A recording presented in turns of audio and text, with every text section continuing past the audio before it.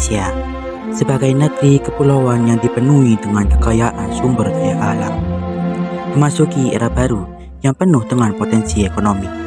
Dengan hutan yang menyejukkan, tambang yang melimpah, dan lahan pertanian yang subur, Indonesia memiliki modal alam yang seharusnya dapat memberikan manfaat besar bagi kemajuan ekonomi.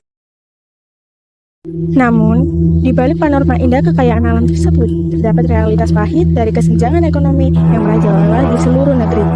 Perbedaan antara pusat pemerintahan yang modern dan pedesaan yang masih tertinggal semakin melebar, menciptakan jurang antara mereka yang merasakan kemakmuran dan mereka yang terus berjuang untuk mencapai standar hidup yang layak. Kesenjangan ekonomi ini tidak hanya mencerminkan divisi antara kaya dan miskin, tetapi juga menggambarkan ketidaksetaraan antara daerah yang maju dan menjadi tantangan kompleks yang melibatkan aspek-aspek seperti fungsi sumber daya, akses terhadap pendidikan dan pelatihan, serta memperdaya masyarakat lokal. Kemiskinan dan kesenjangan seringkali saling terkait, di mana peningkatan jumlah orang miskin cenderung memperkuat tingkat kesenjangan. Meskipun terjadi penurunan kemiskinan di Indonesia sejak tahun 1999, terutama pasca krisis keuangan tahun 1998, angka penurunan tersebut tidak sebanding dengan perubahan pendapatan yang semakin tidak merata. Grafik menunjukkan bahwa sejak tahun 2000, kesenjangan pendapatan semakin melebar, melebihi angka 0,4 pada akhir tahun 2013. Pemerintah telah mengimplementasikan berbagai kebijakan untuk mengatasi kemiskinan. Terlihat bahwa upaya tersebut belum mampu mengurangi kesenjangan. Meskipun terhadap penurunan kemiskinan, kesenjangan pendapatan terus meningkat. Bantuan yang diberikan baik dalam bentuk program, pemberdayaan, maupun transfer tunai, tampaknya belum mampu menciptakan distribusi pendapatan yang merata di masyarakat.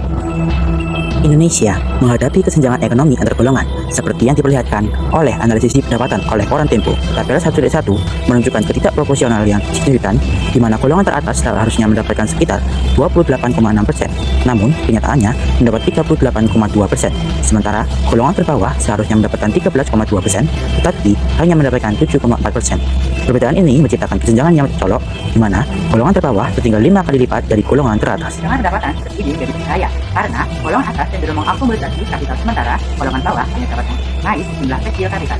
Hal ini mengakibatkan minimum mobilitas kapital secara signifikan dari golongan bawah ke atas. Kesetaraan ini, tantangan bagi pemerintah adalah untuk menciptakan kebijakan yang dapat mengurangi kesenjangan dan memberi ruang yang lebih adil bagi semua lapisan masyarakat. Indonesia tidak hanya menghadapi kesenjangan ekonomi, tetapi juga kesenjangan multidimensional yang mencakup aspek-aspek dual. Kesenjangan ini tidak dapat dijelaskan hanya melalui faktor ekonomi, dan juga melibatkan aspek. Kesenjangan ekonomi juga terlihat dalam pertumbuhan yang terpusat di Jakarta, sementara daerah lain, khususnya di Indonesia Timur, tertinggal secara signifikan. Irman Gusman saat menjabat sebagai Ketua DPD RI menekankan bahwa ketidakadilan ekonomi terjadi dengan pertumbuhan terpusat di Jakarta. Grafik 1.6 menunjukkan perbedaan yang signifikan antara daerah yang memiliki sumber daya. Kesimpulannya, kesenjangan di Indonesia melibatkan tidak hanya aspek ekonomi, tetapi juga sosial, struktural, dan regional. Diperlukan pendekatan holistik untuk mengatasi permasalahan ini dan mencapai pembangunan yang lebih merata di seluruh negeri. Kesenjangan ekonomi yang termanifestasi dalam ketidaksetaraan pendapatan, akses pendidikan, dan perbedaan geografi di Indonesia menjadi tantangan yang memerlukan langkah-langkah strategis untuk mencegahannya. Untuk menanggulangi disparitas ekonomi yang signifikan ini, perlu diterapkan kebijakan pemerataan pembangunan yang komprehensif. Upaya pemerataan melibatkan peningkatan aksesibilitas dan kualitas pendidikan, terutama di daerah terpinggirkan, guna memberikan kesempatan yang setara bagi seluruh lapisan masyarakat. Selain itu, diperlukan upaya untuk merangsang pertumbuhan ekonomi di wilayah yang tertinggal dengan memfokuskan investasi dan pembangunan infrastruktur yang merata. Pembangunan ekonomi inklusif harus menjadi fokus, di mana peluang dan manfaat pembangunan dapat dirasakan oleh semua warga negara tanpa memandang lokasi geografis atau latar belakang pendidikan. Selain itu, implementasi kebijakan fiskal yang bijaksana dan transparan dapat membantu mengurangi kesenjangan ekonomi. Reformasi, pajak dan redistribusi pendapatan dapat menjadi instrumen efektif untuk menciptakan distribusi pendapatan yang lebih merata. Kesimpulannya, pencegahan kesenjangan ekonomi di Indonesia memerlukan pendekatan holistik yang melibatkan upaya pemerataan lingkungan, peningkatan akses pendidikan, stimulasi pertumbuhan ekonomi merata. Perbedaannya masyarakat dan reformasi kebijakan fiskal hanya melalui langkah-langkah terpadu ini, Indonesia dapat membangun fondasi ekonomi yang lebih inklusif dan berkelanjutan.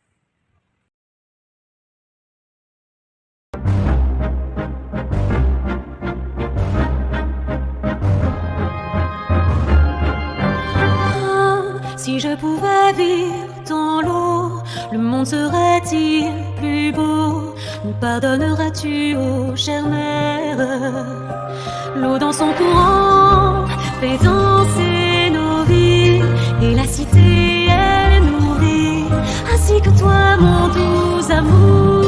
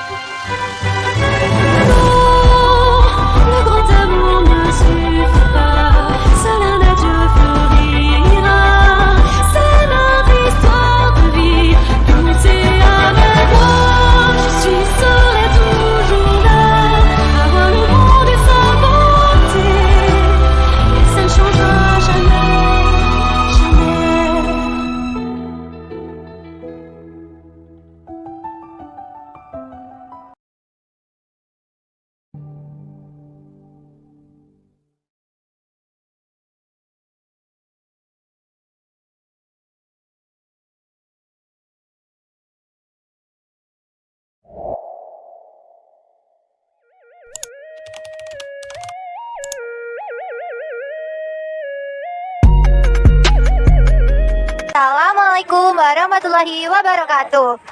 Halo semuanya, perkenalkan kami dari Kombo 2 Pendapatan Nasional dari kelas 11-1. Kami di sini ingin membuat video presentasi tentang kesenjangan ekonomi.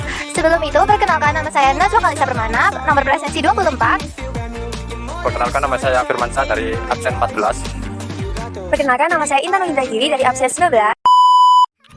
Kesenjangan ekonomi adalah keadaan tidak seimbang di masyarakat mengakibatkan perbedaan yang berkaitan dengan perbedaan penghasilan yang sangat tinggi. Yang kedua adalah ketimpangan pendapatan. Ketimpangan pendapatan adalah terdapatnya perbedaan yang dihasilkan oleh masyarakat atau diterima oleh masyarakat yang membuat distribusi pendapatan nasional tidak merata. Indeks Gini atau koefisien Gini adalah ukuran ketimpangan atau ketidakmerataan suatu pendapatan negara yang berkisar 0 sampai 1. Nilai hasil indeks Gini atau koefisien Gini dapat digambarkan dengan cara kurva Lorenz. Kurva Lorenz adalah kurva yang menunjukkan perbandingan persentase pendapatan yang diperoleh dengan persentase jumlah penduduk.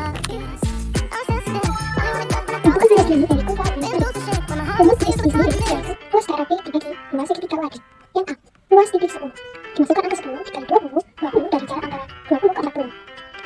Lalu dibagi 2 sama dengan 200 dibagi 2 yang hasilnya 100. B. Mencari luas titik 20 ditambah angka sebelumnya atau kelas sebelumnya dikali 20 dibagi 2 sama dengan 600 dibagi 2 yang hasilnya 300. C. Luas titik 35 dikali 5 ditambah 20 dikali 20 dibagi 2 sama dengan 1100 dibagi 2 yang hasilnya 550. Lalu D. Titik luas 70 ditambah sebelumnya yaitu 35 lalu dikali 20 dibagi 2 sama dengan 2100 dibagi 2 yang hasilnya 1050. Mencari luas titik 100. 100 ditambah angka sebelumnya yaitu 70 lalu dikali 20 dibagi 2 sama dengan 3400 dibagi 2 yang hasilnya 1700. Angka selanjutnya yaitu jumlah luas ruang kali 1. Kita tambah semua hasil kali luas titik 10, 20, 35, 70, dan 100 yaitu 1 ditambah 300 ditambah 550 ditambah 1050 ditambah 1700 hasilnya yaitu 3700. Langkah yang kedua, kita mencari luas pada garis lengkung. Kita masukkan 5000 dari 100% rumah tangga dikali 100% pendapatan. 10.000 dibagi 2 sama dengan 5.000. Kita masukkan 5.000 dikurangi 3.700 hasilnya yaitu 1.300. Jadi indeks Gini sama dengan luas garis lengkung dibagi luas segitiga yaitu 1.300 dibagi 5.000 sama dengan 0,26 atau 26%. Dari tabel distribusi pendapatan, indeks Gini dari kurva Lorenz tadi yang hasilnya 0,26 termasuk tingkat ketimpangan rendah. Yang kesenjangan ekonomi yaitu 1. Perbedaan sumber daya alam, 2. Kebijakan pemerintah, 3. Pengaruh globalisasi, 4. Demografis, 5. Letak dan kondisi geografis. Dampak kesenjangan sosial antara lain yang pertama, timbulnya kesenjangan sosial. Yang kedua, kualitas pendidikan yang rendah. Yang ketiga, kualitas kesehatan yang menurun. Yang keempat, terdapatnya atau adanya kemiskinan berkelanjutan. Dan yang terakhir yaitu pembagian antara persaudaraan, kesatuan dan persatuan. Solusi dari kesenjangan ekonomi. Yang pertama dari aspek pendidikan. Penyebab kesenjangan ekonomi adalah kurang meratanya pendidikan di masing-masing daerah. Maka solusi yang bisa diambil untuk mengatasi hal tersebut adalah meningkatkan kualitas pendidikan yang merata. Pendidikan merupakan salah satu faktor yang penting demi memperkuat potensi perekonomian negara. Yang kedua ada aspek infrastruktur. Pembangunan infrastruktur bisa mengurangi terjadinya kesenjangan ekonomi. Tidak bisa dipungkiri, infrastruktur yang kurang merata menyebabkan lambatnya pengiriman barang di berbagai daerah sehingga biaya produksi meningkat. Sekian video presentasi dari kami. Mohon maaf jika ada salah kata. Wassalamualaikum warahmatullahi wabarakatuh.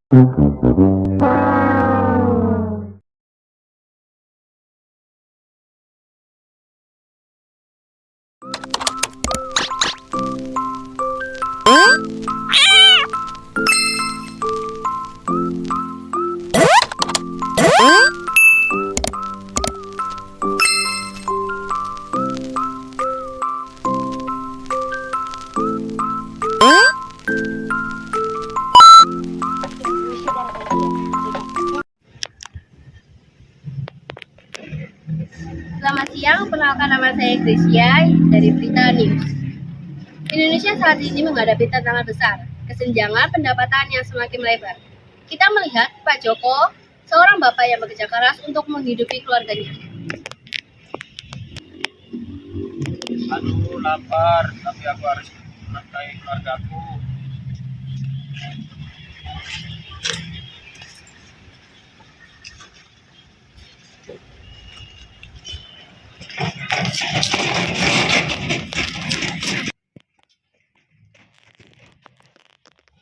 Di satu sisi kita melihat rakyat kecil seperti Pak Joko berjuang keras untuk memenuhi kebutuhan sehari-hari. Pak Joko bekerja sebagai kuli bangunan dan mendapatkan gaji yang cukup minim. Di sisi lain, Mr. Richard, seorang eksekutif muda, menikmati kehidupan mewahnya. mencari solusi untuk mengatasi kesenjangan pendapatan ini. Kita perlu menciptakan Indonesia yang lebih adil dan merdeka. Upaya pemerintah untuk mengatasi kesenjangan pendapatan dapat melibatkan kebijakan ekonomi dan sosial yang berfokus pada redistribusi kekayaan, seperti pajak progresif, penggunaan program bantuan sosial, yang ketiga pendidikan dan pelatihan, yang keempat kebijakan upah, yang kelima pengembangan infrastruktur ekonomi, yang keenam penguatan sektor ekonomi yang inklusif, yang ketujuh regulasi pasar. Selamat siang, Bu Enda. Iya, siang. Kami sewakil wartawan dari News ingin mempertanyakan bagaimana dampak buruk kesenjangan sosial. Dampak buruknya itu ada pengangguran dan kemiskinan, yang kedua itu ada pasar yang tidak jelas, yang ketiga ada layaknya tenaga kerja yang konsisten. Baik, terima kasih. Kalau untuk solusinya bagaimana ya? Kalau solusinya itu menurut saya itu pemerintah harus fokus. Nah, menurut saya itu pemerintah itu harus fokus, pemerintah harus aktif, dan pemerintah harus memprioritaskan pendidikan. Baik, terima kasih Bu Enda atas jawabannya. Terima kasih dan selamat siang. Iya. Sementara itu, segelintir orang menikmati kehidupan yang berlimpah.